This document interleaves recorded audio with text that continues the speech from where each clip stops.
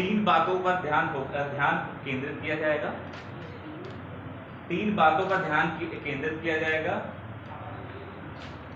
पहला है युवा वर्ग। युवा वर्ग पर विशेष ध्यान देते हुए नागरिकों के लिए अवसर, पहली लाइन रहेगी। आदि आप लोग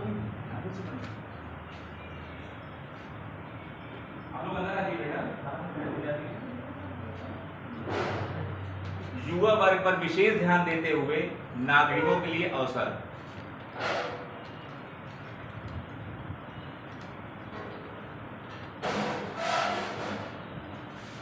दूसरा है रोजगार सृजन में वृद्धि, employment generation, increase in employment generation, रोजगार सृजन में वृद्धि। अगर मैं तेज बोल रहा हूँ तो आप मुझे रोक के बोल दीजिएगा, मैं धीरे बोल रहा हूँ, ठीक है।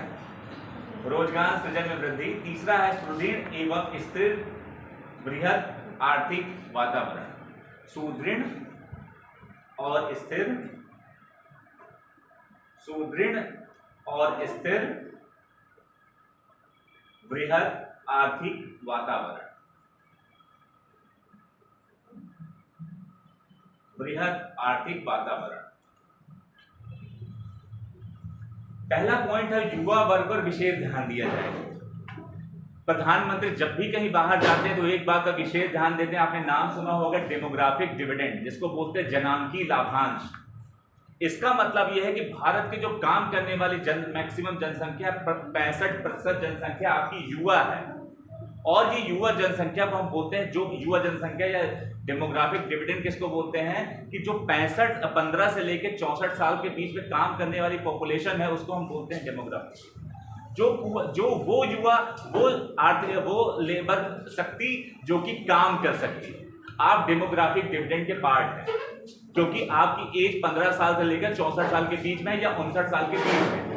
तो प्रधानमंत्री इस बात पर विशेष फोकस करते हैं कि हमारी जो जनसंख्या, जो हमारी पॉपुलेशन, मीन पॉपुलेशन या मीडियन पॉपुलेशन है 29 साल।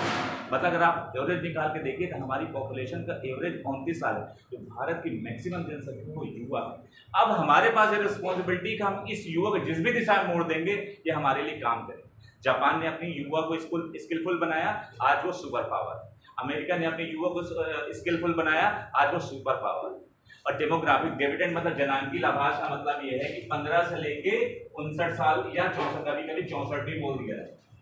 अब आप ये कह सकते हैं कि 15 साल की पॉपुलेशन को क्यों नहीं लेते हैं और 65 साल की पॉपुलेशन को क्यों नहीं लेते हैं। ऐसा मानते हैं कि जो 15 साल से पहले की पॉपुलेशन है वो डिपेंड रहती है, किस पे डिपेंड रहती है, अपने माता पिता पे डिपेंड, अपने भाई, किसी न किसी पे डिपेंड रहती है। 65-64 साल के बाद आपका रिटायरमेंट हो जाता है, अब तब भी आप डिपेंड रहते हैं किसी न किसी पर। तो इससे मेरा एक क्वेश्चन आपको ये है कि अगर आपकी एज 67 साल है और आपकी एज में कह रहा हूँ 70 साल है और आप काम करना चाहते हैं, तो आप बेरोजगार माने जाएंगे कि नहीं माने जाएंगे? आप सोच के बताइए। आपकी एज 70 साल है और आप काम करना चाहते हैं, तो आप इसमें बेरोजगार माने जाएंगे कि नहीं माने जाएंगे? बेरोजगारी की परिभाषा क्या होती है? एक व्यक्ति जो दी गई मजदूरी दर पे काम करने को इच्छुक है, वो रोजगार करना चाहता है, यही ना डिफिनेशन आपने पढ़ी होगी। तो इसका मतलब आपको कहते हैं वो बेरोजगार है, लेकिन जो इसका आंसर होगा वो बेरोजगार वो किसी में भी नहीं आएगा, क्योंकि एनएसओ ये मानता है केवल 15 से 64 साल के बीच के लोगों को, उससे ऊपर के लोगों को वो रोजगार या बेरोजगार में कंसीडर ही नहीं करेगा। वो काम भले वो करना चाहता है, लेकिन वो 15 से 64 के बीच में आना चाहिए, इसलिए वो ना बेरोजगार, ना भले वो काम करने की इच्छा रखता हो, लेकिन वो ना बेरोजगार में आएगा ना रोजगार के स्थिति में।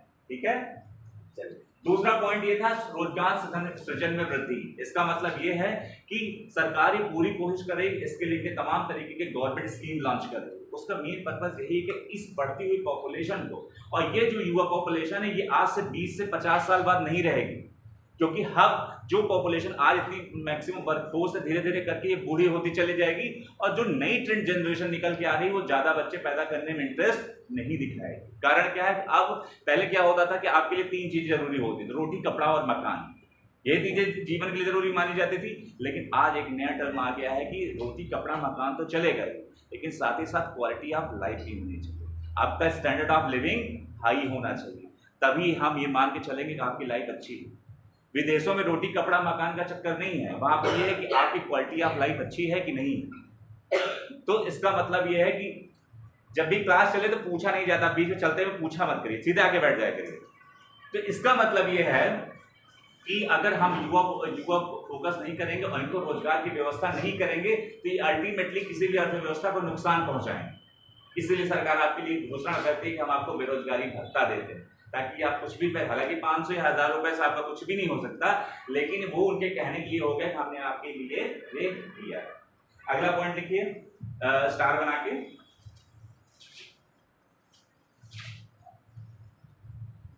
भारत 2047 सन 2047 में 100 वर्ष का हो जाएगा। भारत 2047 में 100 साल का हो जाएगा।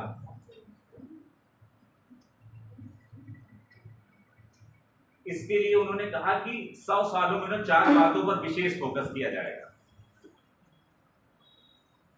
जिसमें कि 4 बातों पर विशेष फोकस किया जाएगा।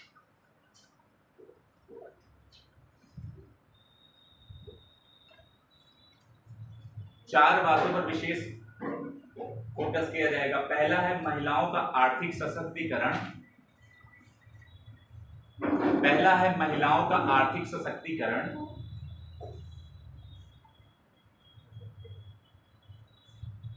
पहला है महिलाओं का आर्थिक सशक्तिकरण।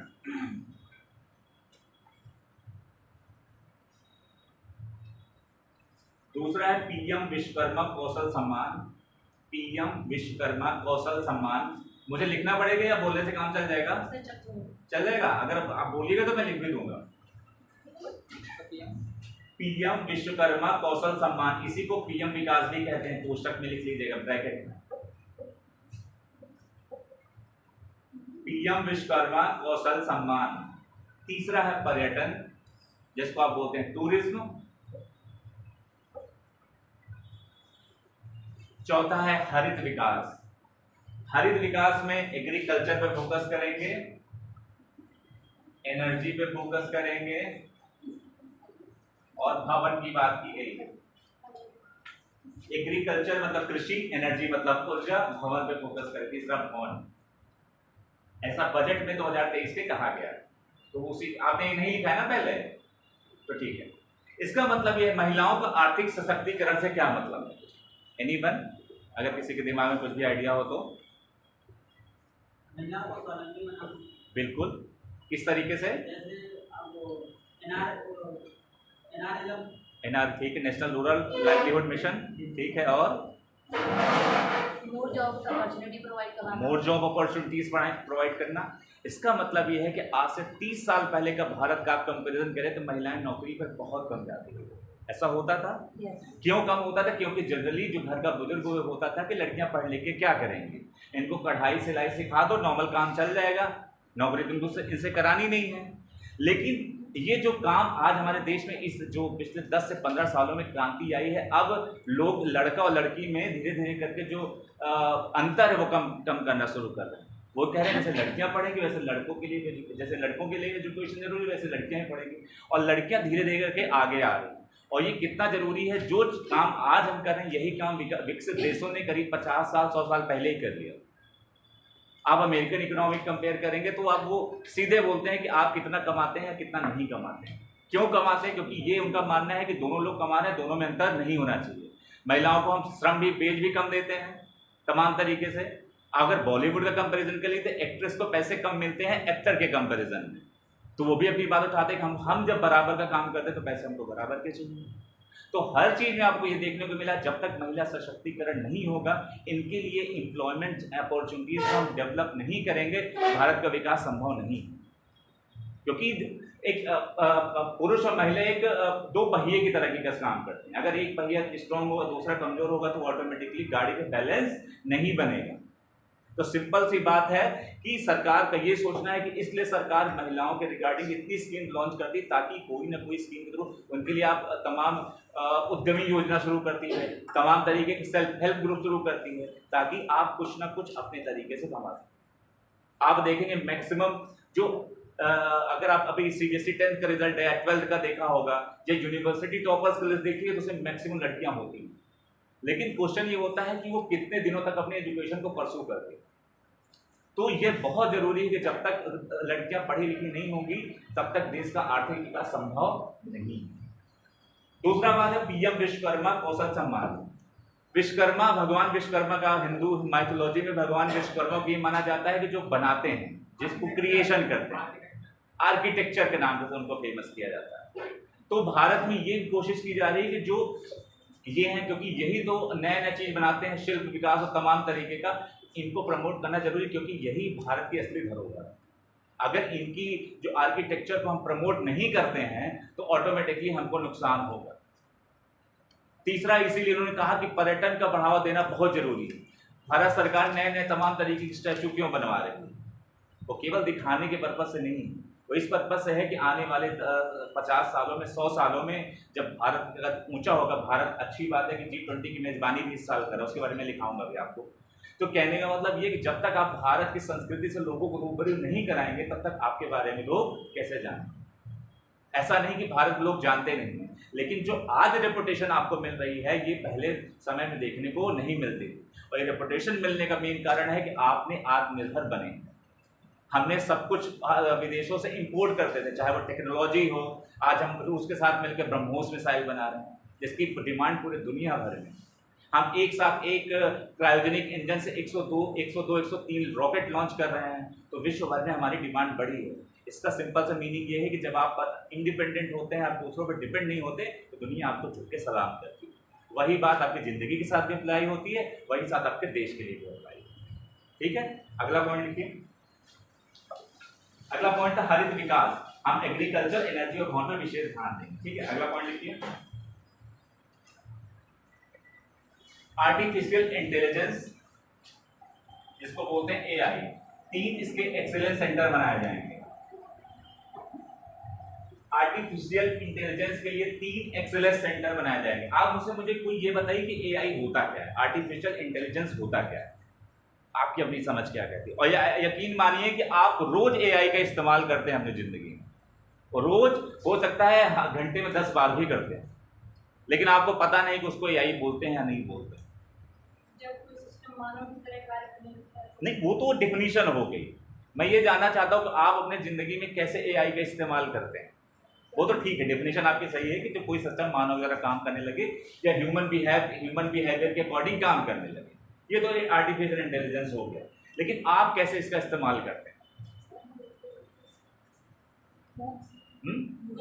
फोन तो इस्तेमाल करते हैं। अगर आपको गाना सुनने का मन है, आप यूट्यूब पे जाते हैं और आप टाइप करते हैं कहने को, तो आपके 4 ऑप्शन नीचे आते हैं। कहने को जश्न बहारा है सॉन्ग, कहने को जश्न बहारा है लिरिक्स, कहने को जश्न बहारा मूवी, ऐसे करके आता है। तमाम ऑप्शन आपको दिखाई देते हैं। वो एआई आपको बता रहा है कि आपको इनमें से क्या सुनना है। अगर आप एक काइंड ऑफ वीडियो देख रहे हैं तो एआई आपको सजेस्ट करता है उसी से रिलेटेड। आपने शूज सर्च किया, अपने फोन पे नाइकी का शूज सर्च किया, और अभी आप अपने सोशल मीडिया पे देखेंगे, चाहे फ्लिपकार्ट हो या स्नैपडील हो जो आप चलाते हो, या अमेजन हो, तो उसमें शूज के ऑप्शन आने लगते हैं, तमाम उसके एडवर्टीजमेंट आना शुरू हो जाता है। वो बेसिकली आपके डेटा को ये कलेक्ट करने की कोशिश कर रहा है कि आपको पसंद नापसंद क्या क्या चीजें हैं। आप बहुत ज्यादा रील देखते हैं तो ऑटोमेटिकली आपको रील दिखाना शुरू कर देगा। आप बहुत मूवी देखते हैं तो आपको मूवी दिखाने शुरू कर। आपने भोजपुरी सर्च करी, आपने साउथ इंडियन मूवी सर्च करी, वो ऑटोमेटिकली दिखाना शुरू हो जाता है। और आने वाले समय आर्टिफिशियल इंटेलिजेंस का भी है। आज मैं आपके सामने पढ़ा रहा हूँ, हो सकता है 10 साल बाद आपको एक रोबोट पढ़ा रहा होगा, और रोबोट मुझसे कम से कम 500 गुना ज्यादा एफिशिएंट होगा। आप उससे कुछ भी क्वेश्चन पूछेंगे, मैं हो सकता है आपको नहीं बता, ऐसा हो सकता है, लेकिन रोबोट से पूछेंगे वो तुरंत आपको आंसर बता देगा। आपने चैट जीपीटी का नाम सुना है? कितने लोगों ने सुना है? चैट जीपीटी बहुत ही एक एआई का टूल है। आप समझिए कि आने वाले समय में उससे कुछ भी पूछेंगे, वो आपके असाइनमेंट तक बना को दे देगा। केवल आप जाइए, आप उसको कुछ इंस्ट्रक्शन दे दीजिए कि मैं बीए फर्स्ट में हूँ और मुझे इंडियन इकोनॉमी के रिगार्डिंग एक वो बनाना है, उसको मैटर बता दीजिए कि एग्रीकल्चर हो, इंडस्ट्री हो, सर्विसेज हो, और उसके अकॉर्डिंग उसको इनपुट दे दीजिए, वो आपका असाइनमेंट बना के तैयार कर दे, और आपको करने की कोई जरूरत नहीं पड़ेगी। तो जब एआई इतना टेक्नोलॉजी सस्ती पड़ेगी तो ह्यूमन टीचर की जरूरत नहीं पड़ेगी, और हम इससे रिप्लेस हो जाएंगे। ऑटोमेटिकली एआई आपको पढ़ाना शुरू कर देगा। एआई ये भी बता देगा कि आने वाले समय में फ्यूचर में आपकी पोजीशन क्या होगी। ऐसा हो सकता है आप बूढ़े दिखेंगे, जवान दिखेंगे, कैसे आपका चेहरे का स्ट्रक्चर हो जाएगा, इवन ये भी बताएगा एआई। एक मूवी आई थी रोबो, देखी होगी साउथ रजनीकांत की। वो मूवी का सिंपल एक ट्रेलर था। उस मूवी ने आपको बहुत कुछ समझाया कि आने वाले समय में कैसे कैसे युद्ध करवा सकता है, और ये होने वाला तय है। आने वाले समय में सेनाएं बहुत कम होंगी, सारे के सारे देश अपनी सेनाओं को कम करना कोशिश कर चुके हैं, क्योंकि लड़ाई आने वाले समय में एआई से ही होगी। यहाँ बैठ बैठे जैसे आप कंप्यूटर का गेम खेलते हैं, वैसे वैसे यहाँ से मिसाइल इधर से फेंकी जाएगी, उधर से फेंकी जाएगी। जैसे आप रामायण में देखते नहीं, इधर राम जी तीर चलाए, उधर चलाए और तीर से टकरा जाते थे, तो वैसे ही आने वाले समय में लड़ाई होगी। तो भारत सरकार 3 एआई के एक्सीलेंस सेंटर स्थापित करने जा रहे हैं। ठीक है, बताने का मतलब ये। अगला लिखिए, ग्रीन डेवलपमेंट के लिए, हरित विकास के लिए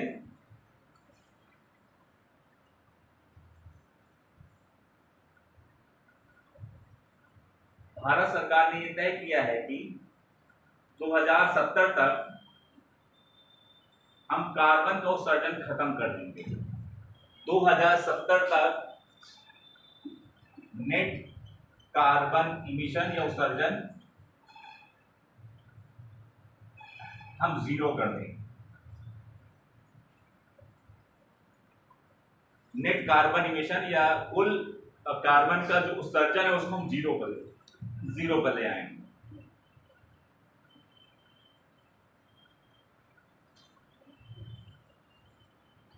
इसी के लिए उन्होंने पंचामृत योजना की शुरुआत की है।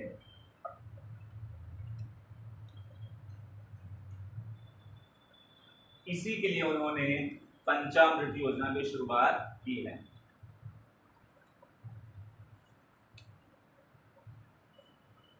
अगला पॉइंट लिखिए, हरित हाइड्रोजन मिशन। हरित हाइड्रोजन मिशन, हाइड्रोजन एक ऐसी गैस है जो सबसे क्लीन मानी जाती है। आने वाले समय में भारत सरकार ये कोशिश कर रही है कि हम हाइड्रोजन का यूज इस्तेमाल करें कार्बन की जगह पे। हरित हाइड्रोजन मिशन, जिसके लिए भारत सरकार ने 19,700 करोड़ रुपए का एलोकेशन किया है। 19,700 करोड़ का एलोकेशन किया है। इसका उद्देश्य लिखिए, 19,700 करोड़ का एलोकेशन या आवंटन किया है। इसका उद्देश्य 2030 तक 5 मिलियन टन वार्षिक उत्पादन करना, हाइड्रोजन का 5 मिलियन टन वार्षिक उत्पादन करना 2030 में। 5 मिलियन टन उत्पादन करना।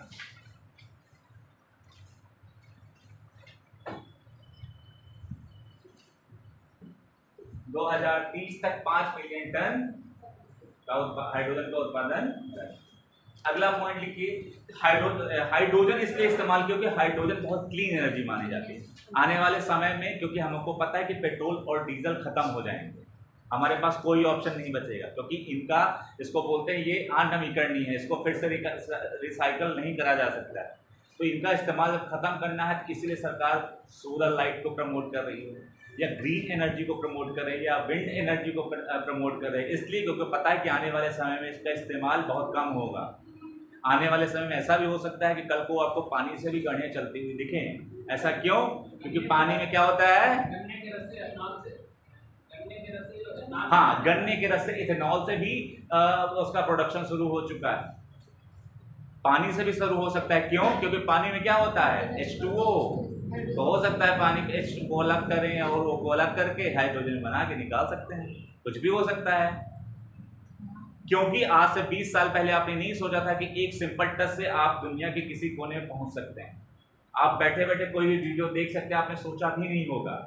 हम में से किसी ने भी नहीं सोचा रहा होगा कि हम बैठे बैठे यहाँ पे हर एक चीज़ सर्च करते हैं, हर एक सारी इंफॉर्मेशन अपने फ़ोन में देख सकते हैं। तो आने वाले समय में ये पॉसिबल है, और ऐसा नहीं, वैज्ञानिक इस पर काम करना शुरू कर चुके हैं। आने वाले समय में आप जो नई नई घड़ियाँ देख रहे हैं, हो सकता है चार्ज करने के लिए जो चार्जर लगता है कि वही रे के थ्रू चार्ज हो। रे समझ रहे हैं, किरणों के थ्रू आपका फ़ोन चार्ज हो, लैपटॉप चार्ज हो, और ये होना शुरू हो चुका है। तो आने वाले समय में मेरी नौकरी भी संकट में है, तो इसीलिए मैं सोच रहा हूँ अभी से पैसे वैसे कमा लूँ थोड़े बहुत, बात का क्या करोगे। खैर अगला पॉइंट लिखिए, पीएम प्रणाम योजना।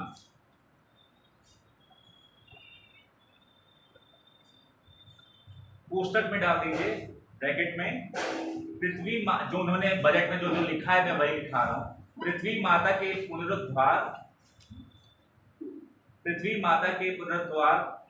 सजगता, पोषण एवं सुधार। पृथ्वी माता के पुनरुद्धार या पुनरुद्धार ऐसे करके, सजगता, पोषण एवं सुधार।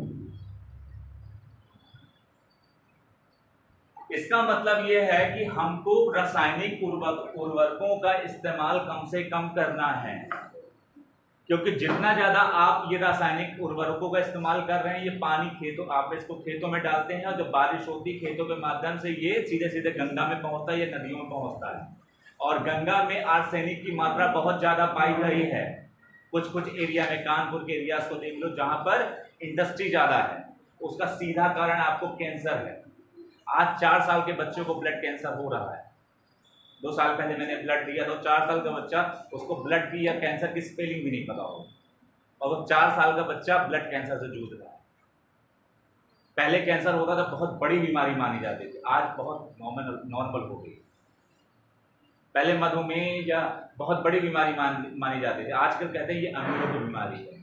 अगर आपको बीपी नहीं, अमीर आदमी बीपी नहीं है तो क्या है, कुछ नहीं, स्वस्थ है तो आपको अच्छा नहीं मानेंगे, बीपी है, मुझको BP, I am suffering from BP. क्यों? और बहुत खुशी से, बहुत गर्व से बताते हैं, गर्व की बात नहीं। अगर आने वाली जनरेशन अगर ऐसे ही पीड़ित होगी बीमारियों से, तो जो रिजल्ट हम निकालना चाहते हैं वो नहीं निकालना चाहते, क्योंकि यूथ जो है, यूथ केवल आदमी नहीं होता है, यूथ के पास एक दिमाग भी होता है, यूथ के पास 2 हाथ भी होता है, और इसी हाथ या दिमाग के थ्रू वो नई नई चीज़ों को कन्वर्ट करता है। चाहे मशीन बनाना हो, चाहे न्यू टेक्नोलॉजी बनाना हो, चाहे प्रोग्राम को डेवलप करना हो, तो दिमाग ही आपके फंक्शन को कराता है। इसलिए सरकार ये कोशिश करती है कि हम नए नए तरीकों से इन यूथ के जो दिमाग है इसका इस्तेमाल कर सकें, क्योंकि मानव ब्रेन का सब्स्टिट्यूट अभी तक अवेलेबल नहीं हो पाया, कोशिश की जा रही है करने की।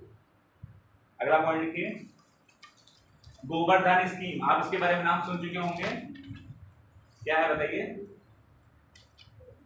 गोबर धन स्कीम मतलब गोबर से खाद बनाना। इसका लिखिए galvanising organic bio agro resource धन। भारत सरकार की देखिएगा, इंडियन गवर्नमेंट में जो भी स्कीम आती है ना, वो बड़ा यूनिक होता है। वैसा नाम बनाते हैं तो आपको थोड़ा सा वो दिमाग में उसका चलता रहे।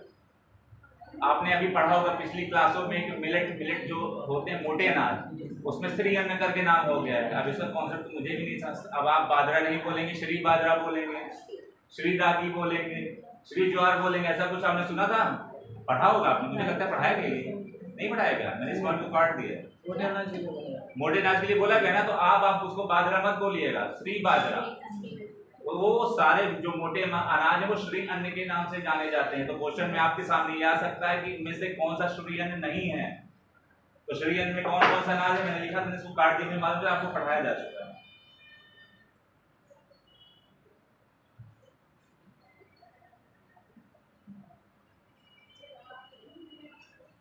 ज्वार, रागी, बाजरा, कुटकी और सामा लिख लीजिए इसको, ये श्री अन्न है। क्वेश्चन में आपसे पूछ लिया कि इनमें से कौन सा श्री अन्न नहीं है, तो आपको ये पता होना चाहिए कौन कौन से होते हैं। जो अलग दिखेगा वो नहीं होगा। इसका मतलब ये है कि ज्वार, मोटे अनाज, ज्वार, रागी, बाजरा, कुटकी और सामा, ये मोटे अनाज आज से श्री अन्न के नाम जाने जाएंगे। इनको आप श्री सामा बोलेंगे, श्री रागी बोलेंगे, श्री बाजरा बोलेंगे, ठीक है? ये याद रखिएगा, हो सकता है क्वेश्चन में आ जाए। इसका मतलब यह है कि जो गाय का गोबर है उससे हम संयंत्रों की स्थापना करें, 500 संयंत्रों की स्थापना करेंगे ताकि उससे इलेक्ट्रिसिटी जनरेट किया जा सके। गोबर धन योजना ये है कि आप एक जगह आदमी गोबर इकट्ठा करेगा, 2 तरीके से इसका इस्तेमाल कर रहे हैं। एक तो आप गोबर को इकट्ठा करेंगे और उससे मीथेन, गोबर से कौन गैस निकलती है? मीथेन। मीथेन। मीथेन को आप इकट्ठा करेंगे और उससे बिजली को निर्माण करेंगे। दूसरा, किसान उसको इस तरीके से इस्तेमाल कर सकता है। अभी को कुछ जगह ऐसा देखने को मिली है कि एक जगह गोबर को इकट्ठा करता है, जो ट्यूबवेल चलता है तो उसका कनेक्टिविटी, जो उसका खाद इकट्ठी होती है लिक्विड वाली, उसको पानी जहां से बहता है उससे कनेक्ट कर देते हैं। तो पानी के माध्यम से पूरे खेतों में गोबर की खाद का फैलाव किया जा रहा है। ठीक है, अगला पॉइंट, भारत सरकार द्वारा अमृत धरोहर योजना लॉन्च की गई। ये किसके लिए था? आर्द्र भूमि संरक्षण के लिए। आर्द्र भूमि संरक्षण के लिए।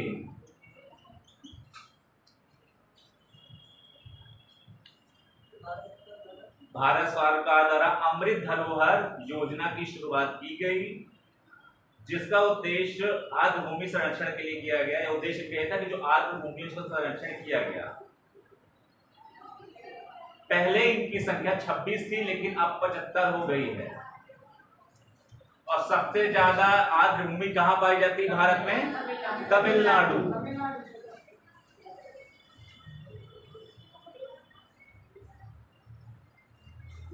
लिख लिया आपने? अगला पॉइंट लिखिए कि जो भारत सरकार ने राजकोषीय घाटा तय किया, आपने इसके बारे में लिखा है? मैं लिखा दूं, राजकोषीय घाटा क्या रहेगा, अनुमानित क्या रहेगा, और जो हो चुका है उसके बारे में लिखा है आपने? लिख लीजिए। राजकोषीय घाटा 2022-23 के लिए है 6.5%। 22-23 के लिए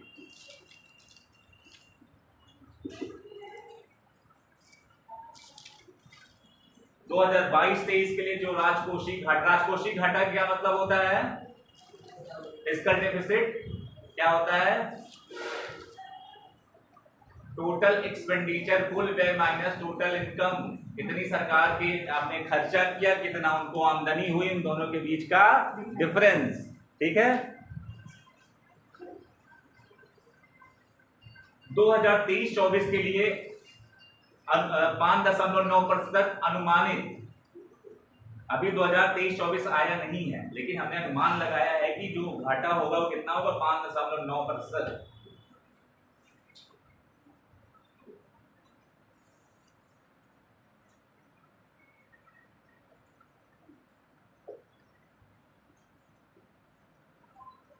इसका मतलब ये है कि सरकार ये पूरी कोशिश कर रही है कि जब राजकोषीय घाटा जरूरी है किसी भी इकोनॉमी के लिए, या राजकोषीय घाटा से सरकार को बचना चाहिए? आपके क्या ओपिनियन?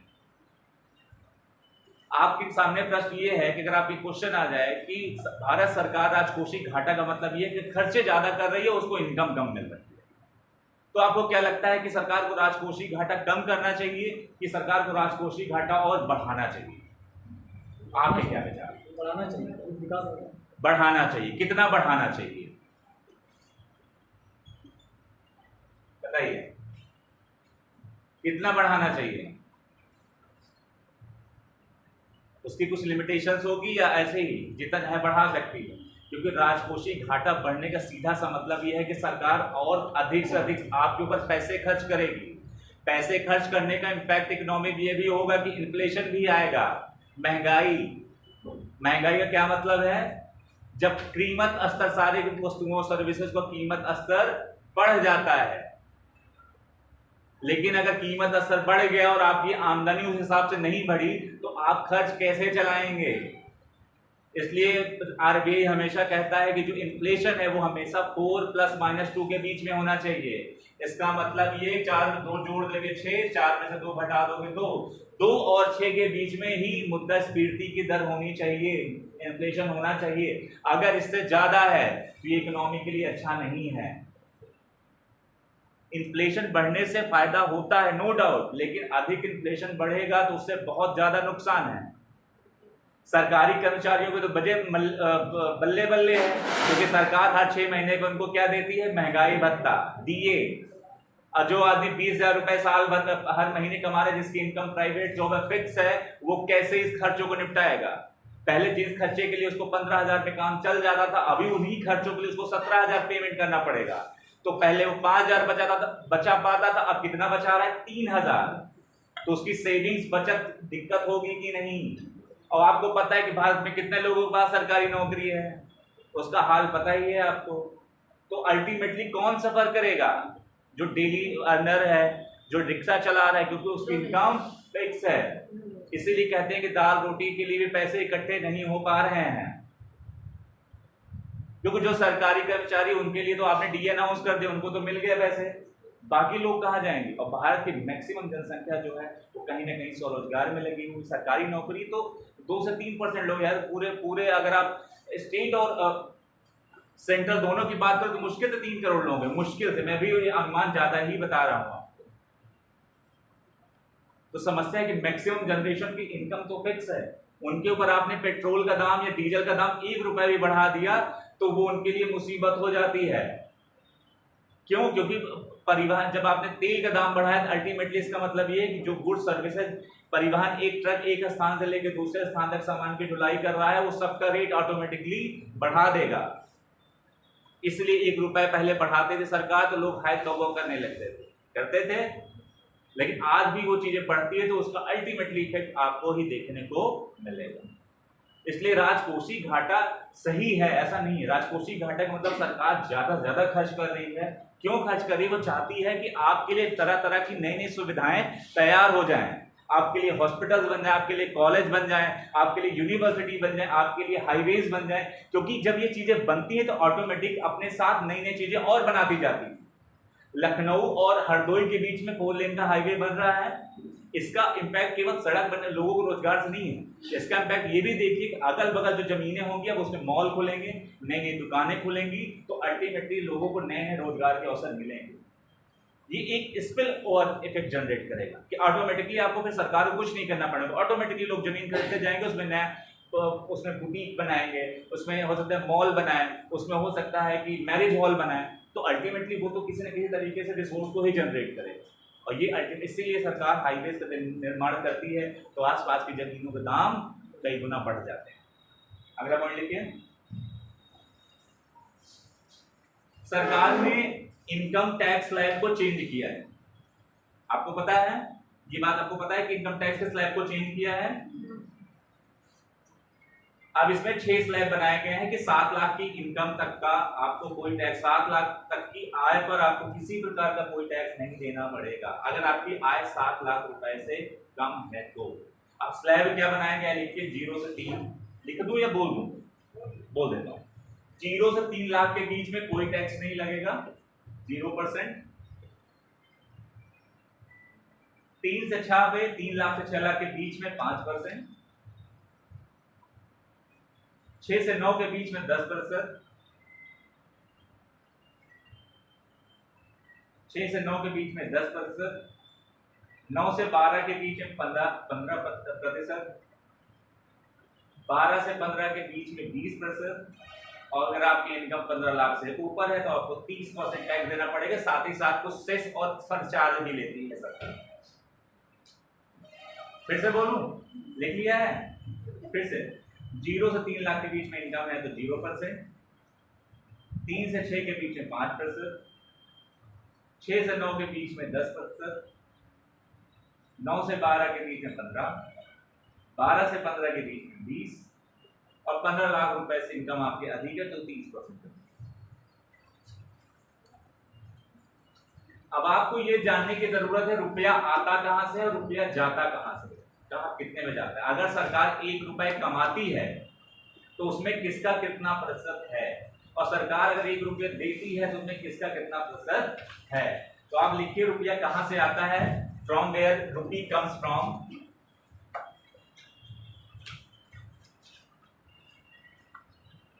एक रुपए में कितने होते हैं पैसे? 100। तो 100 पैसे में कितना रुपया में कितना कौन सा आइटम आता है वो लिखेंगे आप। पहला लिखिए 100 रुपया है तो आपको रुपया आता है 34%। हम उसमें उधार से लेते हैं।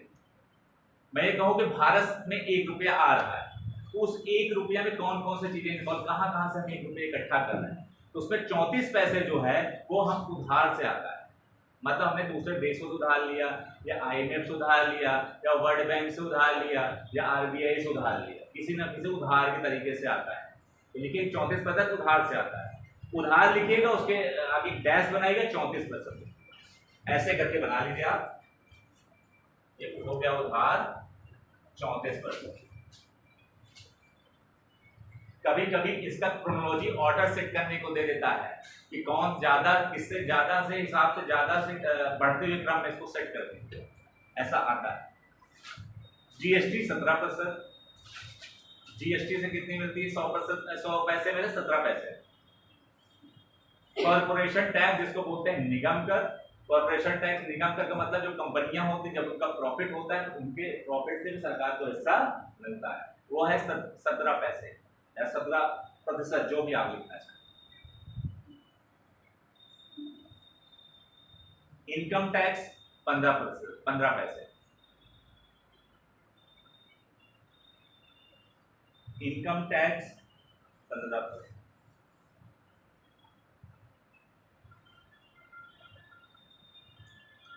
सेंट्रल एक्साइज ड्यूटी जिसको बोलते हैं, एक्साइज को बोलते हैं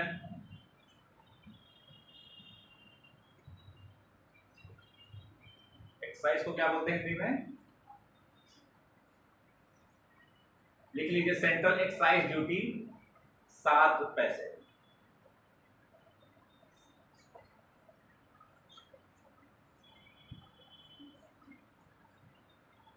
नॉन टैक्स रेवेन्यू 6%। गैर कर आय 6 पैसे। और कस्टम ड्यूटी को कितने आते हैं? 4 पैसे।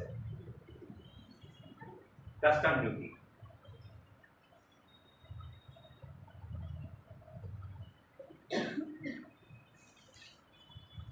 अब अगर सरकार 1 रुपए कमा, कितने पैसे? 100 पैसे में इतने कमाती है, तो जाता कहाँ कहाँ है, किन किन चीजों में जाता है? लिखिए रुपया जाता कहाँ है? तो ये समझ में नहीं आया, मतलब इसका मतलब ये है कि सरकार अगर 100 पैसे का 100 पैसे कमाती है, 100 पैसे कमाती है, तो 100 पैसे में किसका किसका कितना योगदान है?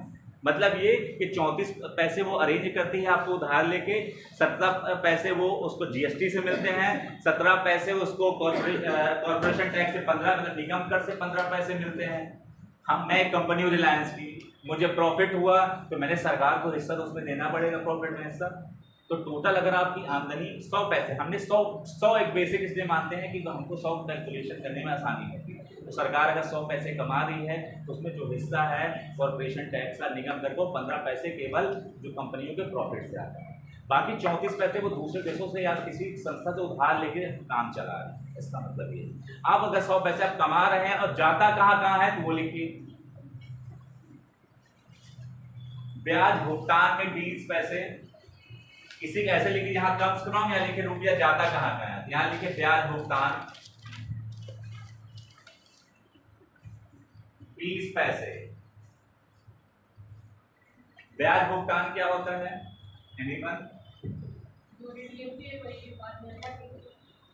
भारत सरकार ने तमाम देशों से, तमाम संस्थाओं से उन्हें आजादी के बाद से इतने ऋण लेके रखे हुए हैं, तो उन्हीं ऋण लेके रखे हुए हैं, तो उसी ऋण का जो ब्याज का भुगतान करता है उसी को बोलते हैं इंटरेस्ट पेमेंट।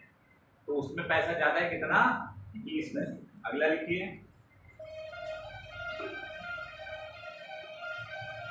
करों एवं शुल्कों में राज्यों का हिस्सा। करों एवं शुल्कों में राज्यों का हिस्सा 18%। करों एवं शुल्कों में राज्यों का हिस्सा 18%।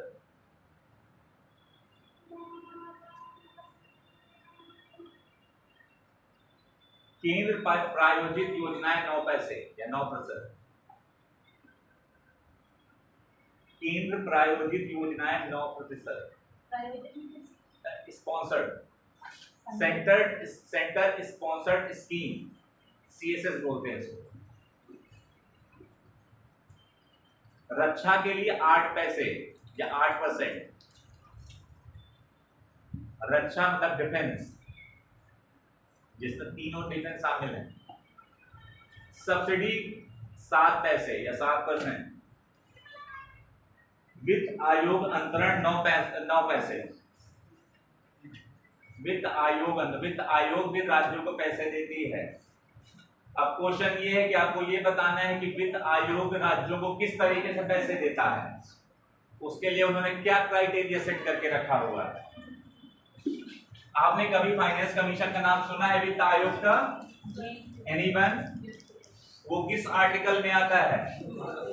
280 के थ्रू। तो क्वेश्चन ये है कि भारत में कितने राज्य हैं इस समय? 28 राज्य। अब 28 राज्य है तो 28 तरीके के चीफ मिनिस्टर होंगे। 28 तरीके के चीफ मिनिस्टर मतलब 28 तरीके के दिमाग, यही हुआ इसका मतलब। इसको और हर दिमाग सेम नहीं होता है, तो कोई ना कोई ये कहता रहेगा भाई हमको पैसे कम दे रहे हो, हमको ज्यादा दे रहे हो। ज्यादा वाला तो नहीं बोलेगा, वो तो चुपचाप लेके बैठ जाएगा। कम वाला हमेशा बोलता है। जैसे अरविंद केजरीवाल बोलते रहते हैं कि दिल्ली सरकार इतना आपको टैक्स कलेक्ट करके देती है, उसके बदले में आप तो हमको कुछ नहीं देते हैं।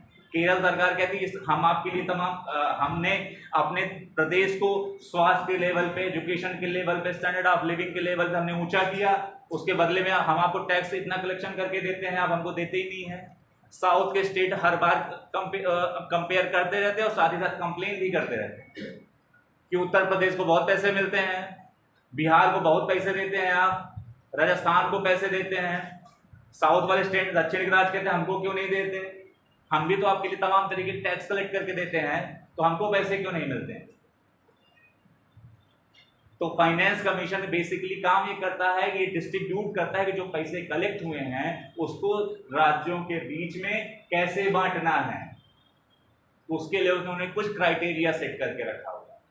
अभी कौन सा फाइनेंस कमीशन चल रहा है? 15 फाइनेंस कमीशन, जिसके हेड कौन है? नंद किशोर सिंह, जिसको NK सिंह। ठीक है, तो उनकी जो रिकमेंडेशन ये थी, अब उनकी रिकमेंडेशन लिखिए क्या कहते हैं। फाइनेंस कमीशन डिस्ट्रीब्यूशन को कितने परसेंटेज मिले? 6%। नहीं मैं बता रहा हूँ कैसे बांटेगी, बता रहा हूँ। अच्छा वो एक वो है 9%, वित्त आयोग अंतरण के दौरान 9%, ये 9 पैसे। लेकिन 15 फाइनेंस कमीशन ने कुछ क्राइटेरिया सेट किया हुआ है।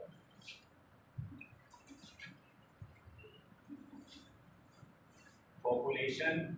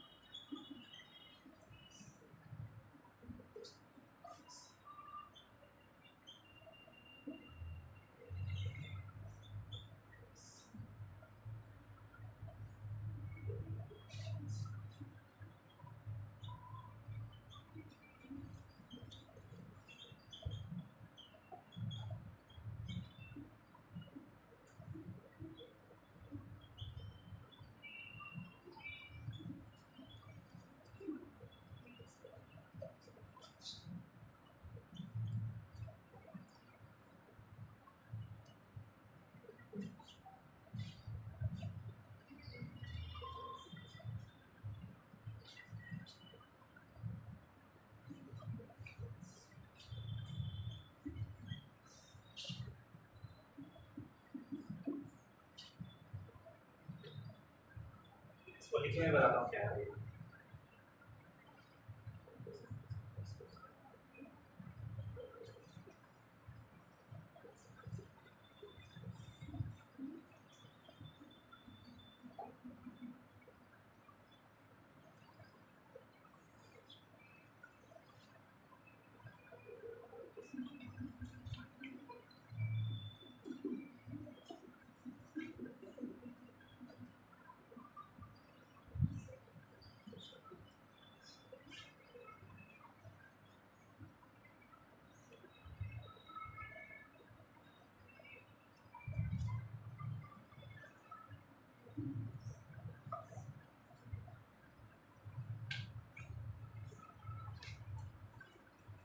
आप इसको लिख लीजिए, मैं आपको बताता हूँ क्या है। आपके सामने दिख रहा होगा कि लेफ्ट साइड में लिखा 15 फाइनेंस कमीशन और राइट साइड में लिखा 14 फाइनेंस कमीशन। इसका मतलब यह है कि जब फाइनेंस कमीशन रिसोर्सेज संसाधनों का बंटवारा करेगा तो वो ये ध्यान रखेगा पॉपुलेशन को उन्होंने वेटेज दिया 27.5%। इसका मतलब ये कि 1971 की पॉपुलेशन को 17.5% और 2011 की पॉपुलेशन को 10% वेटेज दिया जाएगा। आपका एरिया कितना है, हर स्टेट का अपना एरिया है, कुछ छोटे राज्य कुछ बड़े राज्य हैं, जैसे यूपी बड़ा है, मध्य प्रदेश बड़ा, राजस्थान बड़ा, गुजरात का भी ठीक ठाक, आंध्र प्रदेश भी ठीक ठाक है। अब तो आंध्र प्रदेश डिस्ट्रीब्यूट हो गया 2 पार्ट में, तेलंगाना और आंध्रा। और साथ ही साथ किसी भी स्टेट ने फॉरेस्ट और इकोलॉजी को प्रमोट करने के लिए क्या क्या स्टेप लिखा है, कदम उठाए हैं, तो वो भी 7.5%। इनकम डिस्टेंस आय वो भी क्या है, वो भी 50% देखी गई। इसी के बेसिस पे उन्होंने 14 फाइनेंस कमीशन के चेयरमैन कौन थे, या भी थे क्या, कौन थे 14 फाइनेंस कमीशन के चेयरमैन कौन थे बताइए। 15 के तो एनके सिंह हैं, 14 के कौन थे, यागी रेड्डी। चलिए कल आप देख के बताइए। ठीक, देखो अब क्वेश्चन ये है, जो राइट वाला ये चल रहा था तो 2020 तक चला, ये 2019 तक चला ये बात। लेकिन राज ये कहने लगे कि आप एक बात ये बताइए, केरल ये कहने लगा कि भैया हम ठीक है, हम राज्य में हमारा एरिया छोटा है, हमारा क्षेत्रफल छोटा है, तो इसका ये कौन सी बात हो सकती है भाई, हम अच्छा काम कर रहे हैं, आपने जो टास्क हमको दिए हमने वो सारे टास्क परफॉर्म किए। आपने कहा कि अपने एजुकेशन के लेवल को बढ़ाओ, हेल्थ के लेवल को बढ़ाओ, स्टैंडर्ड ऑफ लिविंग के लेवल को, जीवन निर्वाह के स्तर को बढ़ाए, हमने सब कुछ किया।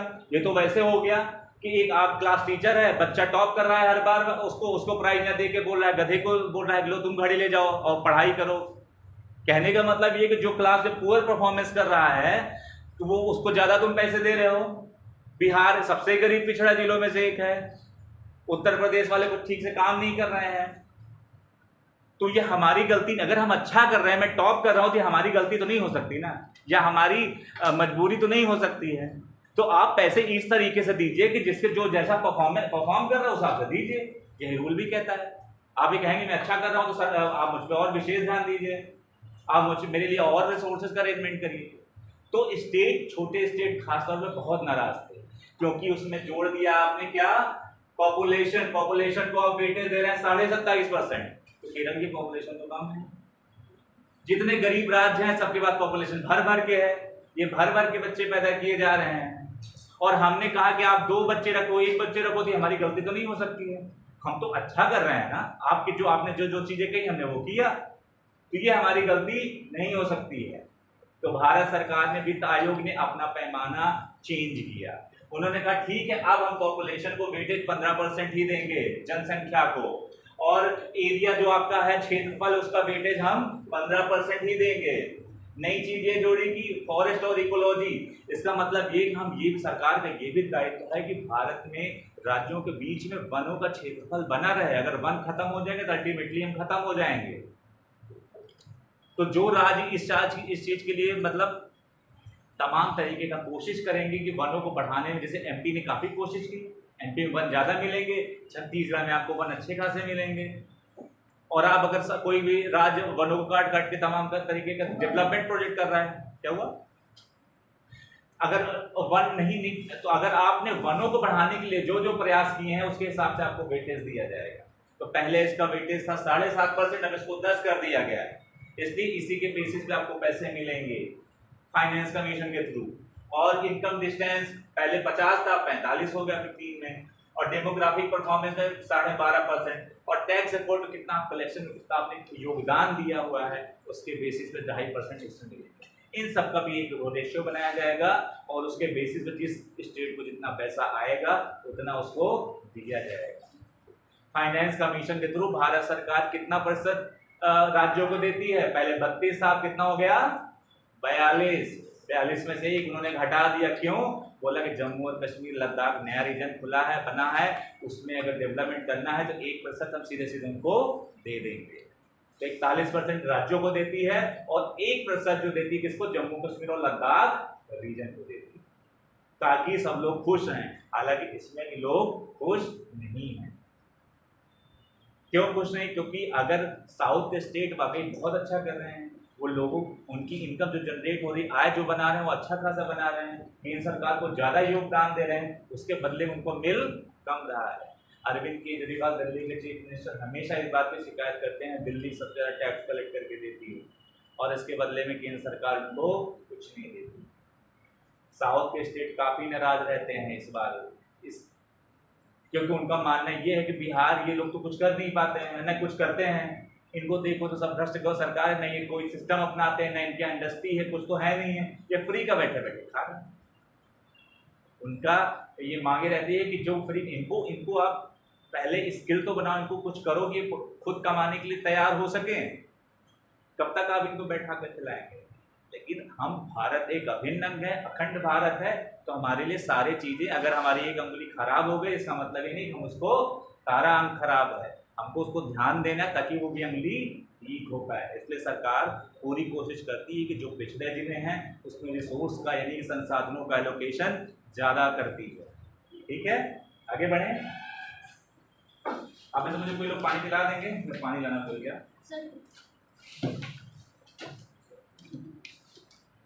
अगला लिखिए, आरबीआई ने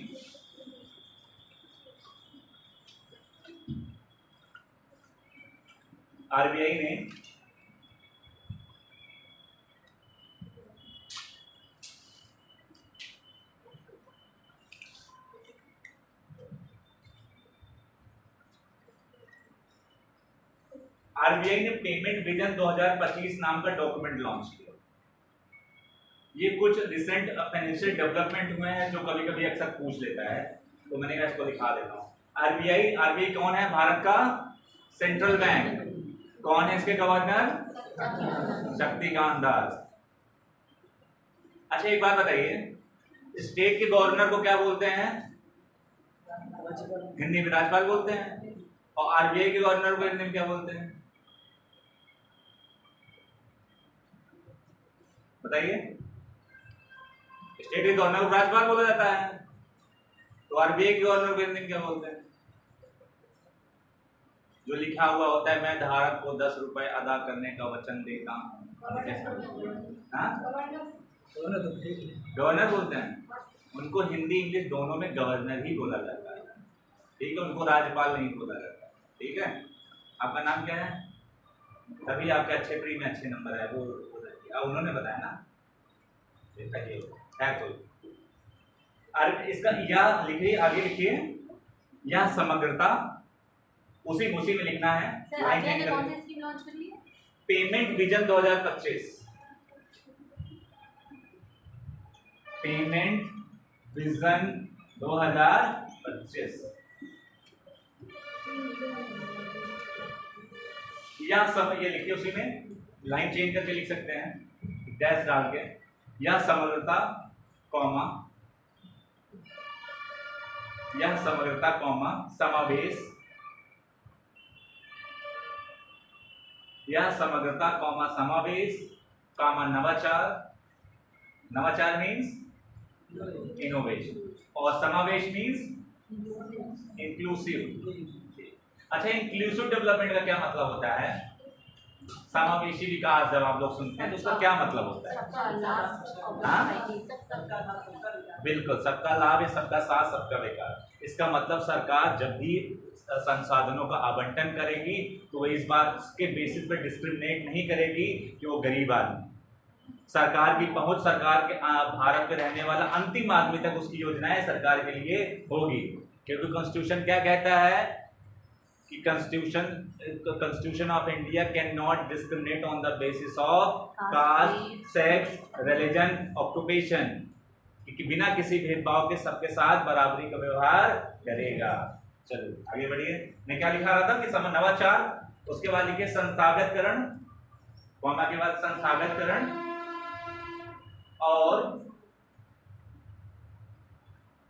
अंतरराष्ट्रीयकरण के 5 लक्ष्यों पर आधारित हो। यह समग्रता, समावेश, नवाचार, संस्थागतकरण और अंतरराष्ट्रीयकरण के 5 प्रमुख लक्ष्यों पर आधारित होगा।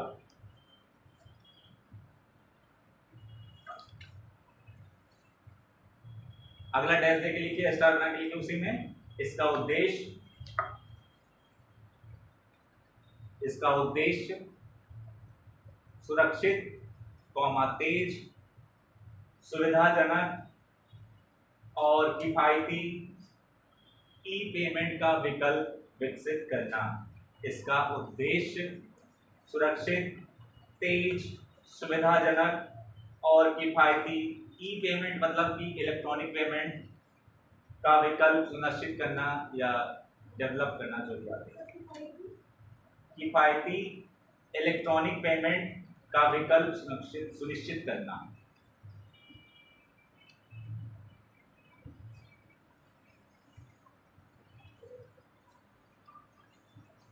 हो गया, आगे बोलूं?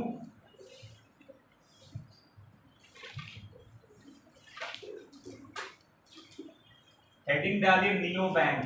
अगला स्टार बना के लिखिए। नियो बैंक डिजिटल रूप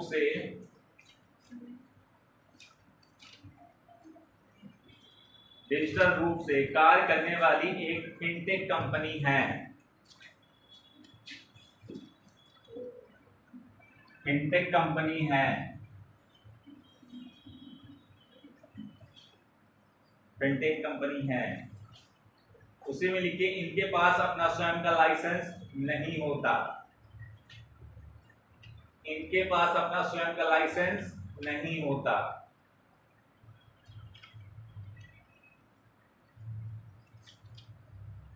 इनके पास अपना स्वयं का लाइसेंस नहीं होता।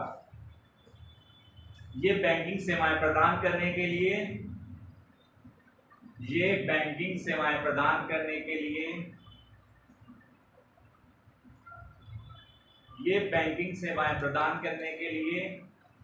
पारंपरिक बैंक नेटवर्क का इस्तेमाल करती हैं। पारंपरिक बैंक नेटवर्क का इस्तेमाल करती हैं। आज के समय में नियो बैंक एक नया कॉन्सेप्ट जनरेट हुआ है। आपने कभी पेमेंट किया होगा रेजर्स पे, नाम सुना है? रेजर्स पे से अगर आप ऑनलाइन ट्रांजैक्शन करते होंगे तो रेजर्स पे का नाम सुना होगा, देखा भी होगा। पेमेंट फ्रॉम, अगर आप कभी शॉपिंग भी कर रहे हैं या मिंत्रा या तमाम उससे कंपनी फ्लिपकार्ट से, तो उसमें भी रेजर्स पे का ऑप्शन दिया रहता है। कुछ ऐसे रहता है रेजर्स पे करके होता है। आप इसका एग्जांपल के रूप में लिख सकते हैं रेजर्स पे। किसी भी बैंक, लिखना नहीं है, केवल सुनना है। अगर आपको बैंक स्टार्ट करना है तो उसके लिए आरबीआई से आपको लाइसेंस देना होता है। इनको लाइसेंस देने की जरूरत नहीं पड़ती। ये करते क्या हैं, ये क्या लिखा हुआ फिनटेक, इसका मतलब है फाइनेंशियल, इसका मतलब है टेक्नोलॉजी। इन्हीं दोनों वर्ड को मर्ज करके बना दिया गया फिनटेक, मतलब यूज ऑफ फाइनेंशियल टेक्नोलॉजी या फाइनेंशियल टेक्नोलॉजी। ऐसा इसलिए कि फाइनेंस में कैसे हम टेक्नोलॉजी के माध्यम से चीजों को सुगम और आसान बना सकते हैं, इसलिए फिनटेक हो गया, फाइनेंशियल टेक्नोलॉजी का इस्तेमाल करते हुए। इनको लाइसेंस देने की जरूरत नहीं है, ये बेसिकली आपका काम आसान बनाती है।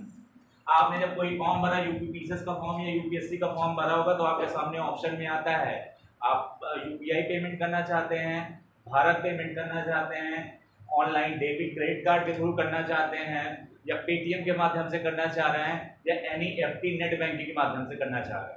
आपके पास जो भी ऑप्शन हो। अगर आपके पास रुपी का डेबिट कार्ड है तो आपके 5 रुपए हो सकता है कम भी लगे या जीरो लगे, कि रुपी के डेबिट कार्ड से करोगे तो पैसे जीरो लगेंगे। सरकार ये पूरा प्रमोट कर रही है कि रुपी का पेमेंट हम बढ़ाया जाए। इसलिए बढ़ाना इसलिए जरूरी है क्योंकि पहले जो पेमेंट होता था किससे होता था, वीजा और मास्टर कार्ड। आपके एटीएम में लिखा होगा वीजा होगा या तो मास्टर कार्ड होगा। ये दोनों अमेरिकन कंपनी है। सरकार ये कोशिश कर रही है कि जितना पैसा हम अपने देश से इन दोनों कंपनियों को अमेरिका भेजते हैं, इससे अच्छा यही है कि हम अपने देश में इसको बना लें, देश का पैसा देश में ही रहे। क्योंकि हम अब विदेशों को बेचेंगे, विदेशों को पैसे देंगे, किस में देंगे, डॉलर में देंगे। डॉलर में पैसा ज्यादा पेमेंट करेंगे तो हमारा फॉरेन रिजर्व कम होगा, और हमको अपना फॉरेन रिजर्व अच्छा मेंटेन करके रखना है। इसलिए सरकार ये कोशिश करती है कि भारत पे का आपने नाम सुना होगा, पेमेंट करते भी होंगे उससे आप, इसीलिए कर कोशिश की जा रही है ताकि आप जो वीज़ा और मास्टर कार्ड को मिलते हैं, इनकी मोनोपोली है पूरे मार्केट में। पहले इनकी मोनोपोली थी, मजबूरी ये जो फैसला करते थे सरकार को मानना पड़ता था। तो सरकार ने कहा कि हम अपना खुद का अपना पेमेंट गेटवे बनाएंगे। तो रुपए हमने बनवाया उसको और हमने उसको प्रमोट करना शुरू कर दिया है। आपको पता है कि भारत में सबसे ज़्यादा इलेक्ट्रॉनिक ट्रांजैक्शन होना शुरू कर रहे हैं, किससे? यूपीआई के माध्यम से। बाकी विदेश वाले बड़े चकित हैं कि यहाँ पर सब्जी वाला भी ऑनलाइन ट्रांजैक्शन ले रहा है। आप जूता सिलवाने जाएंगे, हो सकता है 10 रुपए, वो बोले भैया पेटीएम कर दो ये नंबर पे, यही बोलता है वो। ये कितना आसान हो गया है। अमेरिका में अभी यूपीआई का सिस्टम नहीं लॉन्च हुआ है, क्यों? क्योंकि वहां पर वीजा और मास्टर कार्ड की मोनोपोली है। मोनोपोली मतलब एकाधिकार है, और वो नहीं चाहते कि यूपीआई हमारे देश में आए। लेकिन धीरे धीरे करके भारत ने तमाम देशों को कन्विंस किया, अब नए नए देशों में यूपीआई लगना शुरू हो चुका है। इससे फायदा ये होगा कि जो ट्रांजैक्शन की कॉस्ट होगी, जब एक एक रुपया, अगर एक ट्रांजैक्शन पे आप 50 पैसे भी लेंगे तो हर दिन करोड़ों ट्रांजैक्शन होंगे, तो भारत की इनकम ऑटोमेटिकली पैसा बढ़ेगा, विदेशी आय आपके पास फॉरेन रिजर्व के रूप में बढ़ेगी। इसलिए सरकार को कोशिश कर रही है कि आप जो मैक्सिमम पेमेंट है यूपीआई के थ्रू करिए। लेकिन सरकार ने अभी एक नया नोटिस दिया कि जो मर्चेंट हैं उनके पैसे 1% के 2% कटेंगे। अगर आप फ़ोन पे, गूगल पे से रिचार्ज कर रहे हैं अपने फ़ोन का, तो पहले एक प्लेटफॉर्म फी के नाम से 1 रुपया कटना शुरू हो गया। अगर आप करेंगे तो पहले ये नहीं कटता था। क्यों? अब आप सोचिए कि 1 रुपये काट ही लेंगे, क्या अंतर पड़ेगा? 719 रुपये का रिचार्ज है, 84 दिन का 1.5 GB वाला पैक या 2 GB वाला पैक, 1 रुपया काट लेंगे, क्या होगा? ऐसे ही करके जब लाखों ट्रांजैक्शन होंगे एक दिन में और 1-1 रुपये काटेंगे तो उसका अंतर बहुत ज़्यादा बड़ा। और हो सकता है आने वाले समय में अगर आप नॉर्मल ट्रांजैक्शन करें, जो स्कैन कर करके पैसे भेज रहे हैं, तो हो सकता है आपको 1 रुपया एक्स्ट्रा देना पड़ जाए। तब क्या करेंगे फिर आप कि भैया इससे अच्छा कैश ही ले लो, 1 रुपया क्यों एक्स्ट्रा देना पड़ेगा। बहुत सारे लोग ये सोचते हैं कि भाई 699 रुपये का सामान हुआ, 700 का नोट देते हैं, तो उनके दिमाग में रहता है 1 रुपया तो वापस करेगा नहीं, ऐसा हम पेटीएम कर देते हैं। 1 रुपया तो बच जाएगा, 699 तो उसमें करना पड़ेगा, 1 रुपये बच जाएगा। 1-1 रुपये करके वो काफ़ी बड़ा पैसा बचा लेते हैं। जैसे आप सब्जी वालों से धनिया जब तक फ्री में नहीं लेते, आपको नहीं लगता कि आपने सब्जी खरीदी है। वो जो खुशी है वो बहुत ज़्यादा होती है, प्राइसलेस होती है। ये आपने खुद ही फील किया होगा, ऐसा नहीं कि मैं हवा में बोल। आपने सब्जी वाला, आपने मॉल में अगर 799 रुपये को, तो आपको उतना ही पेमेंट करना है। लेकिन 799 रुपये की सब्जी हुई तो आप पेमेंट उसको कितना कर, 780 ले लो भैया, ले लो, इतना सब्जी खरीदें, ले लो। और जो 10 रुपये आप बचाते हैं उसकी खुशी जो होती है वो प्राइसलेस होती है। खैर आगे बढ़ते हैं, ठीक है। अगला लिखिए bank board bureau. Bank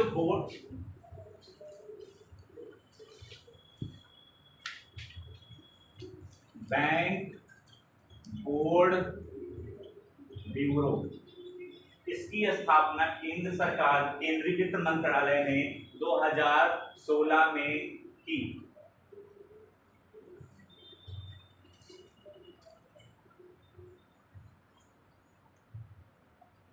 bank board bureau 2016 में केंद्रीय वित्त मंत्रालय ने पीजे नायक कमेटी की संस्तुति पे की, रिकमेंडेशन, उनकी रिकमेंडेशन, पीजे नायक। फिर से मैं बोल देता हूं। बैंक बोर्ड ब्यूरो की स्थापना केंद्रीय वित्त मंत्रालय ने 2016 में पीजे नायक कमेटी की रिकमेंडेशन पे किया। रिकमेंडेशन मतलब होता है संस्तुति ना, संस्तुति। फिर से बोल दूं मैं, फिर से लिखिए। बैंक बोर्ड ब्यूरो की स्थापना केंद्रीय वित्त मंत्रालय ने 2016 में, केंद्रीय वित्त मंत्रालय ने 2016 में पीजे नायक कमेटी की संस्तुति या रिकमेंडेशन पे किया। ठीक है, लिखिए आपने। अब इसी में आगे डैश करके लिखो, लाइन चेंज करके। या बीमा क्षेत्र के प्रतिनिधियों की संख्या को बढ़ाने, या बीमा क्षेत्र के प्रतिनिधियों की संख्या बढ़ाने की योजना है, या बीमा क्षेत्र के प्रतिनिधियों की संख्या बढ़ाने की योजना है।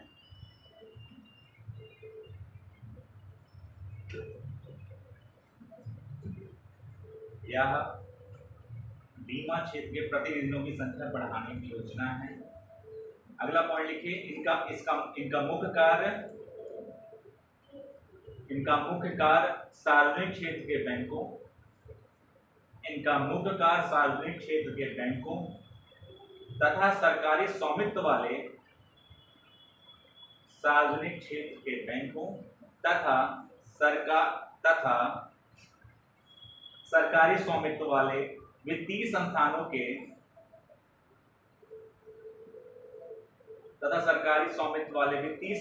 के पूर्णकालिक निदेशकों एवं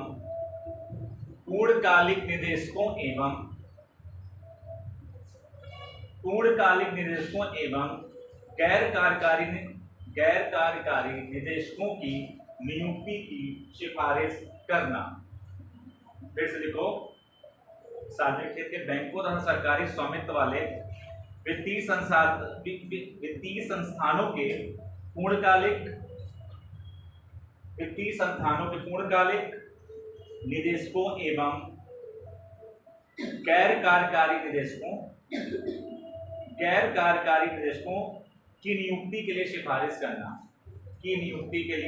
सिफारिश करना।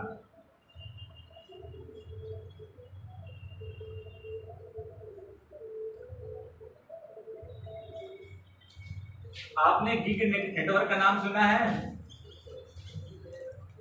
GIG, हेडिंग डालिए अगला पॉइंट स्टार बना के। गिग, GIG, गिग एवं प्लेटफॉर्म अरेंजमेंट्स, ऐसे करके।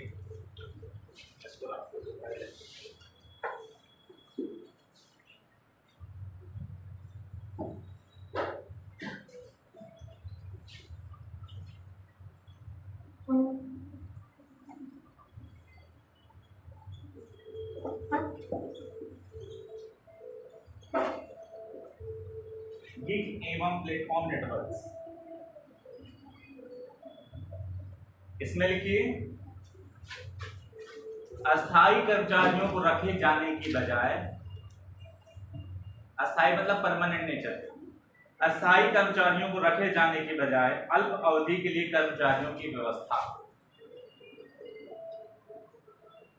अस्थायी कर्मचारियों को रखे जाने की बजाय अल्प अवधि के लिए कर्मचारियों की व्यवस्था।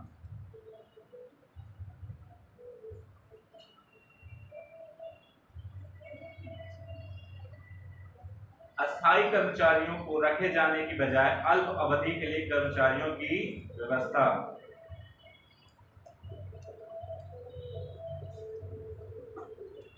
काम के लिए एक निश्चित मेहनताना दिया जाएगा। काम के बदले एक निश्चित मेहनताना दिया जाएगा। अगला पॉइंट है यूपीसी में।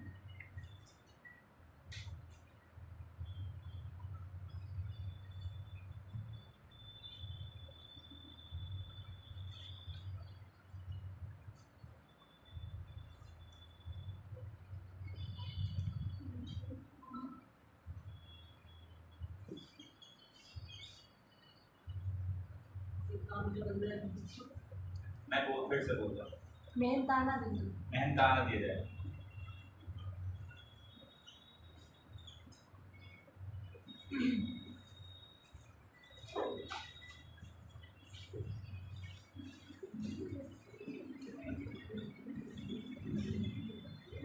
लिखिए, नीति आयोग ने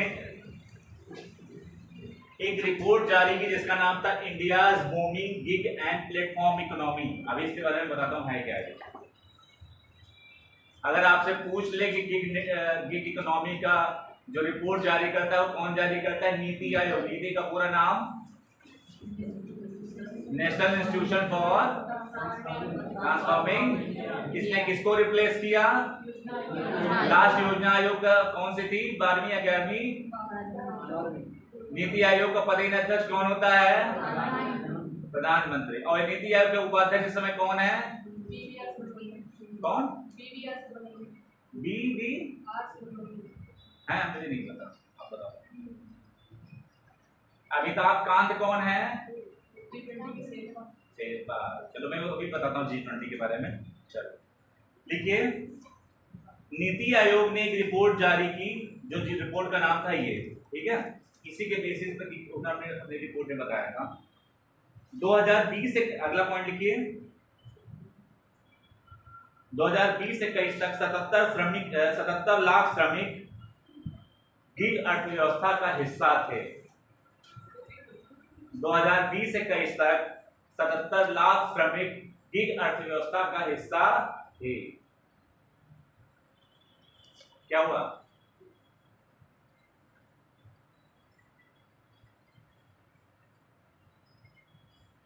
सरकार, अगला पॉइंट, सरकार ने यह अनुमान लगाया है कि 2029-30 तक यह संख्या 3.5 करोड़ तक हो जाएगी। सरकार ने यह अनुमान लगाया है कि 2029-30 तक यह संख्या 3.5 करोड़ तक हो जाएगी, 3.5 करोड़ हो जाएगी।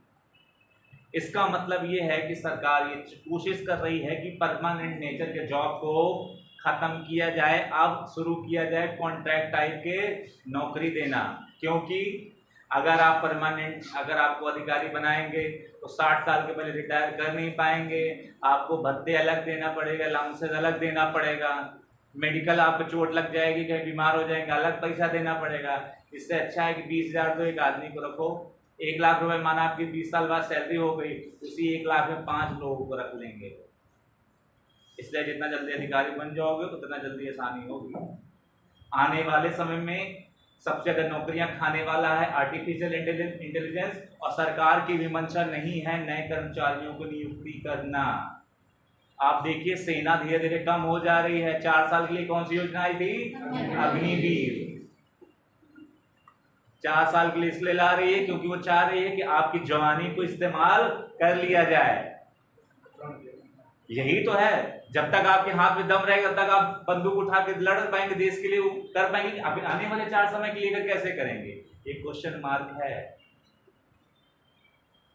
ये सोचने की बात है कि 4 साल के बाद उनका भविष्य क्या होगा, क्योंकि आप सारे लोग को वापस नहीं लेंगे। आप ये कह रहे हैं कि बाकी और नौकरियों में हम हिस्सा देंगे, मगर बाकी और नौकरियां हैं कहाँ? रेलवे को आप प्राइवेटाइज कर रहे हैं।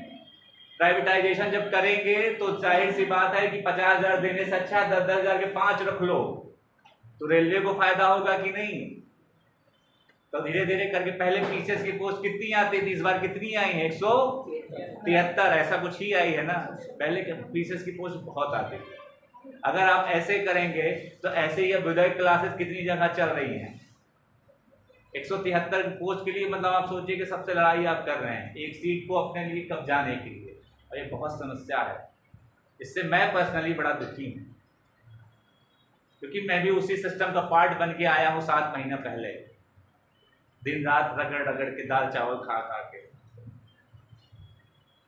तो ऐसा नहीं कि मैं आपसे अलग हूँ, मैं भी आपका हिस्सा ही हूँ, और आने वाले समय में मेरी नौकरी के लिए संकट है। हालांकि ऑफिशियल बोलना ही नहीं चाहिए, मैं सरकार के प्रमोशन में ही काम कर रहा हूँ, लेकिन धीरे धीरे सोचने की बात है आने वाले समय में इस चीज़ का।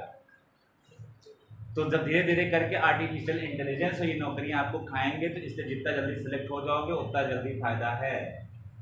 शादी ब्याह भी जल्दी हो जाएगा। मेरे 30 साल तक दाढ़ी पकती रहेगी, नहीं पूछता है, मेरी देखो कोई नहीं पूछता। खैर आगे लिखाऊं मैं? ये मजाक करा था, आप लोग सीरियस होकर बता मत देना, नहीं कहेंगे तो चलो अब नहीं बताएंगे। चलिए एक और लिखा दे, टाइम है आपके पास? हाँ है। चलो G20 के बारे में लिखा देते हैं, ये सबसे बड़ी टॉपिक है जो सबसे फेमस है, ठीक है।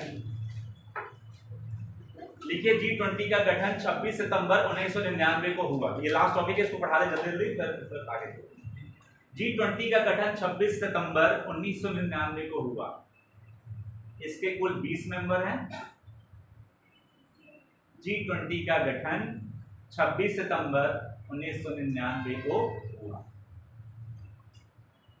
इसके कुल 20 मेंबर हैं, जिसमें कि 19 देश हैं और एक यूरोपियन यूनियन है। अच्छा ये बताओ, इसको सीधे सीधे 20 लिखने के बजाय 19 + 1 EU क्यों लिखते हैं? बताओ जरा सा। यूरोपियन यूनियन तमाम देशों का समूह है, इसलिए हमें एक यूनियन। कितने सदस्य हैं यूरोपियन यूनियन में? नहीं, एक बाहर भी तो हो गया था कुछ दिन पहले 2016 में। हाँ, इसका नाम सुना है आपने कभी? ब्रेक्सिट। इसी के ऊपर मैंने एक रिसर्च पेपर लिखा था, कल मैंने याद किया। ये 2016-17 का सबसे फेमस वर्ड है ये ब्रेक्सिट। मतलब समझते हो? हाँ, ब्रिटेन एग्जिट हो गया, ब्रेक्सिट। 2016 का सबसे ज्यादा सर्च किया जाने वाला गूगल पे वर्ड है भाई। पहले 28 देश थे यूरोपियन यूनियन में, अब एक ब्रिटेन निकल गया है तो 27 बचे। अब आप सोचिए कि ब्रिटेन निकला क्यों यूरोपियन यूनियन।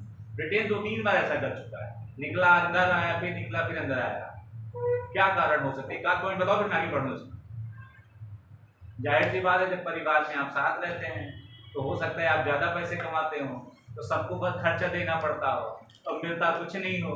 तो ब्रिटेन को लगा सब पैसा हम ही खर्चा करते, मिलता होता कुछ नहीं इनको, गरीबों के चक्कर में उल्टा हम इनको दे जा रहे हैं, फायदा भी कुछ नहीं, इससे अच्छा चुपचाप अलग। यही हो बात हुई होगी। परिवार में यही बात होती है, परिवार भी इसीलिए टूटता है। 4 बेटे हैं, बड़ा बेटा लाख रुपए कमा रहा है, नीचे वाला किसान है तो बोलता है इसको भी खर्चा उठाना पड़ेगा, इससे अच्छा अपना अलग कर लेते हैं, न्यूक्लियर फैमिली कर लेते हैं। यही ना होता है, बेसिक लड़ाई तो यही होती है ना। तो दुनिया में भी लड़ाई है इसी के बेसिस पे। आगे बढ़े। वैश्विक अर्थव्यवस्था, ये जो G20 है, ये इनका काम ये है कि वैश्विक अर्थव्यवस्था को बढ़ाने पर चर्चा करते हैं। वैश्विक अर्थव्यवस्था को बढ़ाने पर चर्चा करते हैं।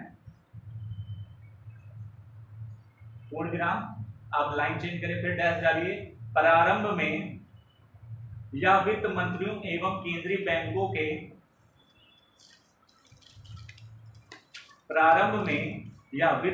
फाइनेंस मिनिस्टर एवं केंद्रीय बैंकों के गवर्नरों का संगठन हुआ करता था। प्रारंभ में, जब शुरुआत इसकी 2008 में भयानक मंदी आई। 2008 में भयानक मंदी आई तो उससे कौन सा देश सबसे ज्यादा प्रभावित हुआ था? 2008 की आर्थिक मंदी सबसे ज्यादा प्रभावित होने वाला देश कौन सा था? बताइए। अमेरिका, उसके टॉप लेमन ब्रदर्स, उसके अच्छे बैंक इसमें डूब गए थे। अब कभी अगर आर्थिक मंदी मुझे पढ़ाने का मौका मिला तो मैं आपको विस्तार से बताऊंगा आर्थिक मंदी आई कैसे, क्या कहानी थी। बहुत मजेदार स्टोरी है। इकोनॉमिक्स को स्टोरी के तरीके से भी समझेंगे तो आपको हमेशा याद रहेगी। ठीक है, आगे बढ़े। G20 सदस्य इनिशियली शुरुआत में ये सॉरी 2008 में भयानक मंदी है। प्रारंभ में यह वित्त मंत्रियों यानी कि एवं केंद्रीय बैंकों के गवर्नरों का संगठन हुआ करता था। 2008 में भयानक मंदी आई, इसके बाद पीएम भी इसमें शामिल होने लगे, इसमें तमाम तरीके का डिस्कशन होना शुरू हो गया है ना। इस तरह फिर से बोल दूं मैं। हाँ, प्रारंभ में यह वित्त मंत्रियों एवं केंद्रीय बैंकों के गवर्नरों का संगठन हुआ करता था, लेकिन 2008 में भयानक आर्थिक मंदी आई। इसके बाद प्रधानमंत्री भी इसमें शामिल, प्रधानमंत्री, राष्ट्रपति भी, यानी कि जो लीडर है, तो राष्ट्रों के लीडर, मेन लीडर हैं, वो भी इसमें शामिल होने लगे। अगला पॉइंट लिखिए इसी का। G20 सदस्य देशों में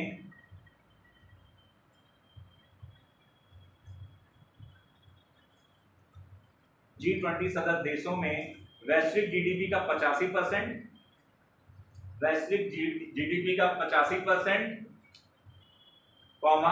विश्व व्यापार का 75% से अधिक एवं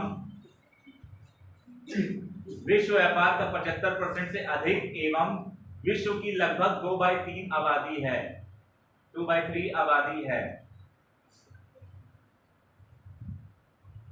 G20 सदस्य देशों में वैश्विक जीडीपी का 85%, विश्व व्यापार का 75% से अधिक एवं विश्व की लगभग 2/3 आबादी है।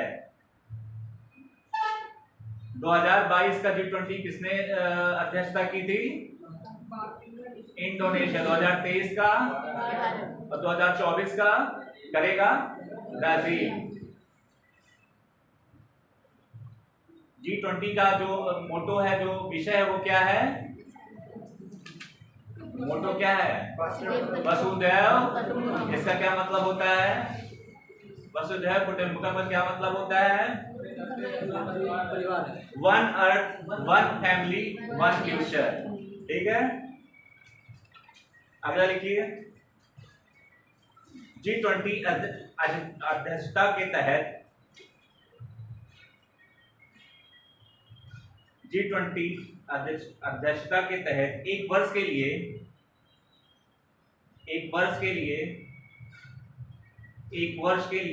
G20 एजेंडा का संचालन किया जाता है।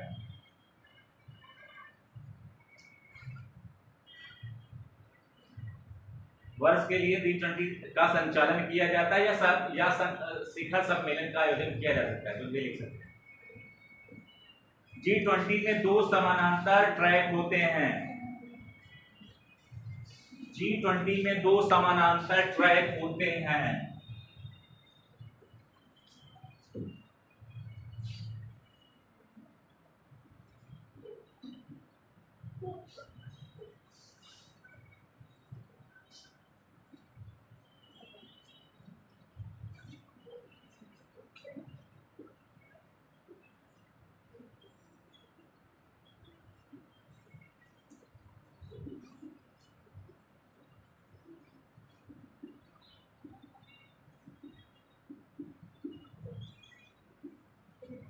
अब मैं समझाता हूं आपको। 2 तरीके के ट्रैक होते हैं। पहला ट्रैक होता है वित्त ट्रैक, जिसमें फाइनेंस मिनिस्टर और गवर्नर ये दोनों होते हैं। दूसरा होता है शेरपा ट्रैक, जिसके भारत के तरफ से शेरपा कौन है? अमिताभ कांत। अब आप सोचोगे शेरपा क्या होता है? क्या होता है शेरपा? हाँ, क्या होता है? शेरपा होता है, नेपाल में एक जाति पाई जाती है शेरपा, आपने नाम सुना होगा। इसकी कहानी जो है वही है कि नेपाल में एक जाति पाई जाती है शेरपा, जो ऊपरी एरिया में रहती है, हिमालय के आसपास, जो ऊपरी ट्रैक में हिस्से में रहती है। अगर आपको नॉर्मली पहाड़ चढ़ना पड़ जाए तो आप नहीं चढ़ पाएंगे, लेकिन चूंकि वो ऊपर रहते हैं, उनकी आदत अभ्यास बन चुकी है कि वो आसानी से ऊपर नीचे आ जा सकते हैं। वो जो आपको ट्रैकिंग के बहाने आपका गाइड का भी काम करते हैं, उसी से टर्म इजाद हुआ है शेरपा, कि बेसिकली ऊंचाई के लेवल पे जो डिस्कशन करना हो वो ये शेरपा डिसाइड करे। भारत ने अपनी तरफ से शेरपा नियुक्त किया, मतलब वो एक अनुभव वाला व्यक्ति है। भारत की तरफ से, हर देश की तरफ से वो एक अनुभव वाला व्यक्ति होगा जो भारत सरकार का, उस देश का प्रतिनिधित्व करेगा तमाम विषयों पे, तमाम तरीके के विषयों पे उसका प्रतिनिधित्व करेगा। इसलिए भारत ने अपना शेरपा नियुक्त किया, क्योंकि वो इतना अभ्यस्त हो चुके होते हैं ऊपर नीचे आने जाने में। वो आपको गाइड का भी काम करते हैं, आपको ऊपर जाना है तो आपको लेके भी जाएंगे वो। तो कुछ ऐसे ही टर्म इजाद हुआ है। तो आज के लिए इतना रखें, कल मिलते हैं सेम टाइम पे कुछ नए चीज़ों के साथ। कल मैं इकोनॉमिक सर्वे कोशिश करूंगा, नई जो 2020-19 के बीच में जो स्कीम आई, योजनाएं आई, उसके बारे में लिखा, और मुझे कुछ नया मिलता है तो मैं इसमें आपको डाल दूँगा। ठीक है, थैंक यू वेरी मच। ये पानी